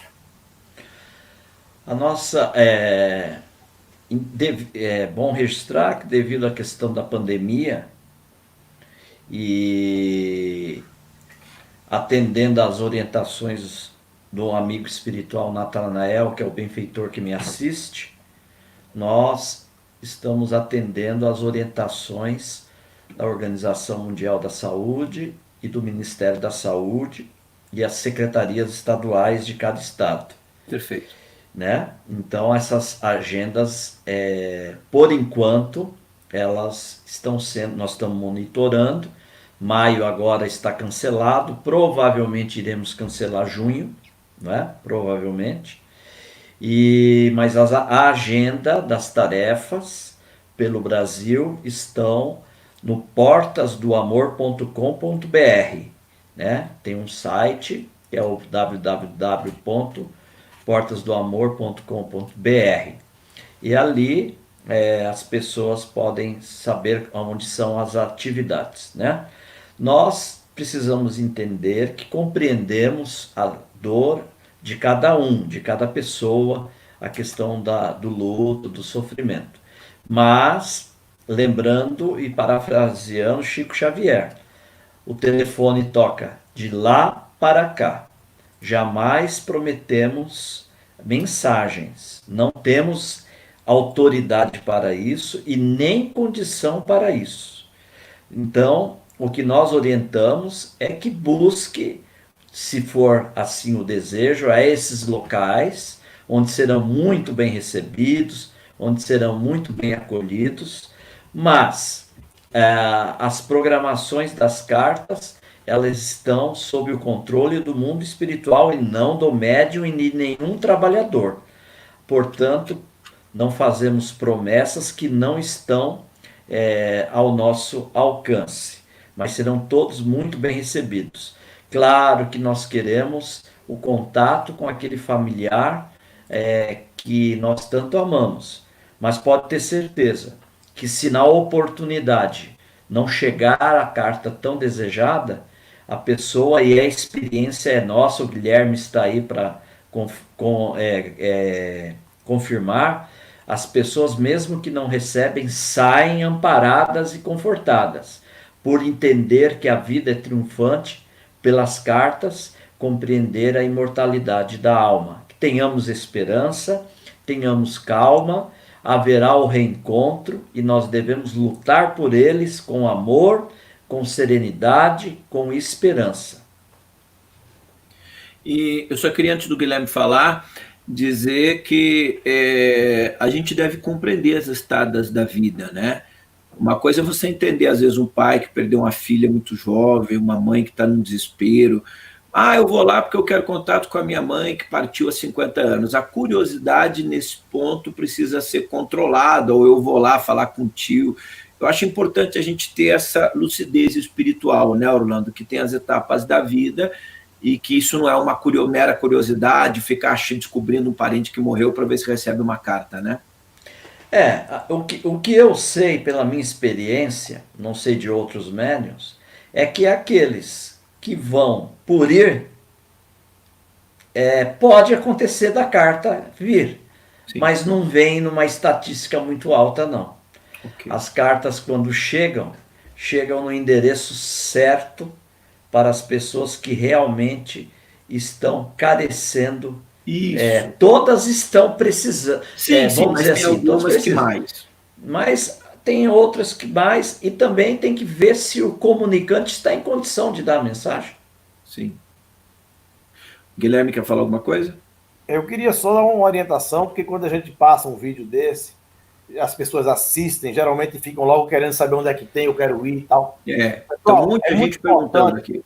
É muito importante, antes de vocês procurarem um médium, procure saber quem é um médium, saber a história. O fato de ter um médium ali recebendo cartas, não quer dizer que aquilo ali seja uma psicografia autêntica, né? Porque em todas as religiões, a gente sempre vai encontrar desvios. Então, é muito importante isso. O Orlando não falou, mas eu vou falar. O Orlando foi pesquisado, o Orlando não teve medo de submeter a pesquisa, pesquisa acadêmica dentro de universidade. Eu acho que na próxima entrevista o Orlando vai poder falar mais sobre isso. Inclusive, um documentário foi feito com o pessoal da Universidade Federal do Rio Grande do Norte, e também um trabalho de pesquisa na Universidade de Minas Gerais. Em breve, o Orlando também deve fazer uma pesquisa lá com o Alexander Moreira Almeida também, lá em Juiz de Fora. Então, o médium autêntico, ele não tem medo de pesquisa, ele quer entender o que se passa com ele. Então, é muito importante você procurar saber quem é o médium, saber se ele vive da mediunidade, se tem interesses escusos por trás daquilo ali. Enfim, não custa nada, até porque foi Kardec que orientou a agirmos dessa forma, a nós colocarmos o conhecimento na frente da crença.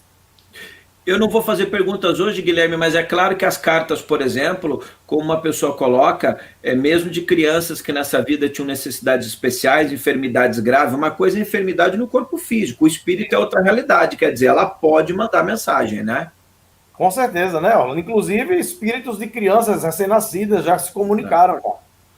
O espírito é velho, o espírito não tem a idade biológica das células. Sim, isso ocorre com frequência, a comunicação de espíritos que se apresentam no momento psicológico, como crianças, ou recuperados de uma aprovação que vivenciou, né? É natural que isso ocorre. Eu quero aproveitar, quero agradecer a todo mundo. Eu vou fazer aqui assim. Eu vou pedir para que o Guilherme se despeça. A gente vai voltar, vamos convidar o Orlando para retornar, é muita pergunta, e no outro a gente já pode começar ali com perguntas e respostas, quando ele tiver disponibilidade no meio dessa pandemia, aí a gente vai falar aqui, e aí depois eu vou pedir para que o Orlando se despeça e faça um encerramento com uma, não mensagem espiritual do além, mas assim, uma mensagem de fé nesse momento de pandemia. O mundo está num momento difícil, os ânimos estão muito exacerbados em todas as áreas. Eu estava vendo o índice da violência doméstica, porque os casais estão tendo que ficar em casa, está terrível, a violência contra crianças. Quer dizer, a gente está muito distante do que é realmente entender ser cristão, né? Ou crer em Deus. Então, eu queria as tuas considerações finais, e aí eu me despeço também e vou deixar aqui gentilmente para que o Orlando possa dar aí uma mensagem de esperança nesse momento difícil. E a nossa meditação é amanhã, não é hoje, tá, gente? É amanhã, que a lua, não tem nada a ver com a lua cheia, mas é uma cerimônia no Oriente lá, e eu quero do Buda, da iluminação, e mesmo eu sendo cristão, a gente sendo cristão, acho que é legal a gente aproveitar esses dias para trazer mensagens espirituais importantes. Diga lá, Guilherme. Então, para finalizar, agradecer a você, gentilmente aí, o convite, mais uma vez, pela quarta vez, a terceira ou quarta, eu nem lembro mais. E é uma alegria estar aqui.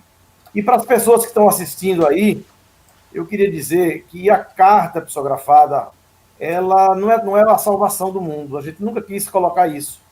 A carta, ela funciona como analgésico, que eu sempre falo nas minhas palestras. A carta ela é um analgésico, naquele momento a mãe está ali, sem ter onde se segurar, e a carta vem ali, ela se segura como um náufrago em alto mar, que se segura num pedaço de madeira ali para não morrer afogado. A carta ela funciona como aquele analgésico, tá? Agora, o melhor remédio que vai curar e cicatrizar definitivamente essa ferida aberta se chama doutrina espírita, conhecimento de espiritualidade, a certeza da imortalidade da alma, a certeza desse reencontro, a certeza de que somos eternos e que aquele filho, aquela mãe, aquele pai que se distanciou de você é apenas uma viagem, que breve todos vão estar novamente. Que não existe adeus, o que existe é apenas um até logo. Queria agradecer também ao Orlando, que carinhosamente aceitou o nosso convite. A gente vai fazer um live aí, Orlando, aí, viu? Essa semana que vem, dia 11. Entrem lá no meu canal para acompanhar a live. Vamos lá, vamos estar acompanhando. Eu tinha várias perguntas para fazer o Orlando. Eu ia pedir até para ele contar uma história aí de uma cirurgia que ele fez, mas eu nem vou pedir. Eu vou deixar para você fazer essa pergunta a ele na próxima reunião. Ficar uma coisa mais descontraída, entendeu? Acabar com essa mitificação da figura do médium, de que o médium é um mito, o médium é um ser divino. Não, o médium é uma pessoa normal, igual a mim, igual a você. Posso pelo Palmeiras, entendeu? Tudo olha, coisa tranquila. O médium é uma pessoa... Obrigado, meu querido Orlando. Obrigado, Guilherme. Em Recife.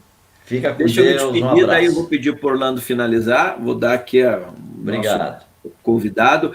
Gente, obrigado. Estou trazendo aqui uns hangouts de espiritualidade altamente elevada, que são mais importantes do que qualquer outro tema nesse momento difícil da nossa história.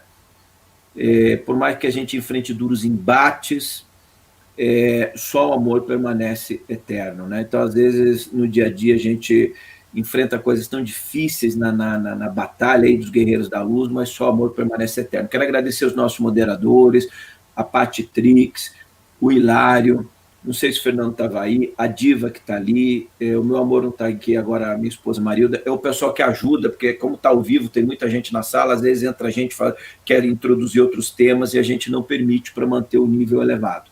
Então, eu estive aqui com o Orlando, já vai se despedir, com o Orlando Noronha, que é orador, autor e médium, um trabalho magnífico em São Paulo, Curitiba e em outros lugares. Eu passei o site dele, falei ali do canal do Orlando Portas do Amor, divulguei os links. Ele volta no nosso canal, se Deus quiser. Quero agradecer muito ele aceitar o convite. Venham se tornar membros do nosso canal, dos nossos estudos, é muito importante isso. Que Deus abençoe todos vocês, sejamos luz em tempos de esperança. Eu vou me retirar da sala junto com o Guilherme, você deixa a sua mensagem, a hora que você der um oi final, eu finalizo aqui, tá? Ok. Primeiramente, quero agradecer ao nosso novo amigo, Alcione, pela oportunidade, por abrir os espaços para essa confraternização, ao nosso amigo Guilherme Velho, pesquisador, digno pesquisador, também o nosso abraço fraterno, e nós vamos refletir que o nosso plano físico, o nosso planeta, não está navegando, não está dançando neste contexto universal ao léu. Nós estamos numa embarcação projetada por Deus, a inteligência suprema de todo o universo. Existe uma proposta, existe um destino para todos nós que estamos aqui no mundo físico. Esse destino é retornar no processo da evolução às mãos do Criador. Experiências, obstáculos, espinhos, são desafios existenciais e processos educativos que ensejam a nossa evolução, por mais nós não tenhamos a total compreensão dos processos que por agora nós estamos vivenciando. Todos nós, indistintamente, estamos num processo de revisitar o nosso coração.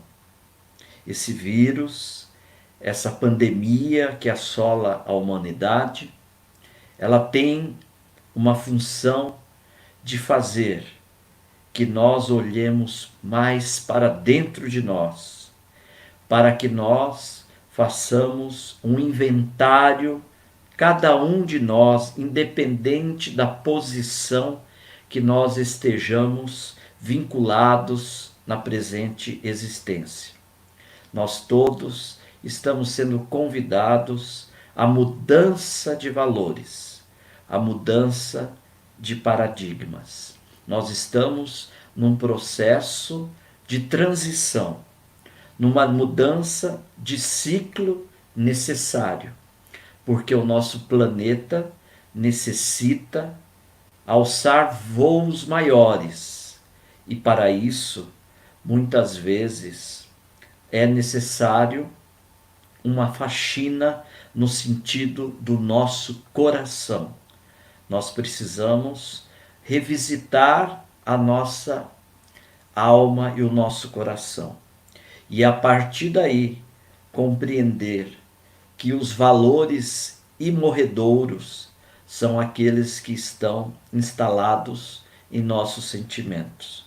Portanto, que todos nós, dentro das experiências que cada um vive agora dentro do lar, naquilo que nós chamamos de recolhimento e não de isolamento, nós possamos aprender e não perder essa oportunidade única de reeducarmos os nossos corações. Que nós sejamos vetores de paz, que nós sejamos vetores de união, que nós saibamos acender a compreensão e a tolerância, que nós consigamos analisar com mais serenidade tudo que vem nos envolvendo, que nós não sejamos reações, mas que nós sejamos ações no bem em favor de uma humanidade melhor. Saibamos que, independente de todos os desequilíbrios que todas as nações estão vivenciando, existe um plano divino superior que comanda a todos nós. Lembremos que Jesus, no momento crucial, caminhando até o Gólgota, ele pôde encontrar, mesmo não precisando, um sirineu que pudesse lhe cooperar na cruz das experiências que ele vivenciava sem merecer. Lembremos que nós teremos muitos sireneus chegando como mensagem de Deus para que o mundo melhor se materialize entre nós. Nós estamos no pórtico de uma nova era. Uma nova Jerusalém está se materializando, porque após a sombra da noite, o alvorecer, com a presença do sol, chega trazendo paz, luz e felicidade. Que Deus, o Pai de todos nós, nos abençoe, nos proteja, nos dê bom ânimo na nossa caminhada.